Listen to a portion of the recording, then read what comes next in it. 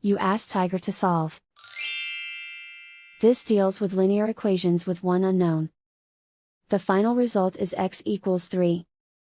Let's solve it step by step. Group all x terms on the left side of the equation. Subtract 2x from both sides. Group like terms. Simplify the arithmetic. Group like terms. Simplify the arithmetic. Group all constants on the right side of the equation.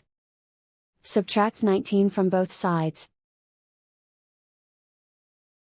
Simplify the arithmetic.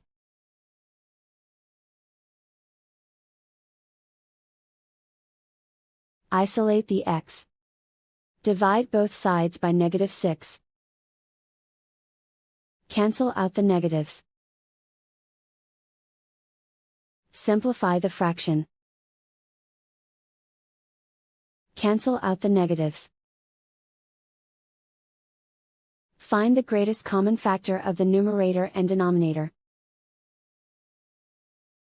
Factor out and cancel the greatest common factor. And so the final result is x equals 3.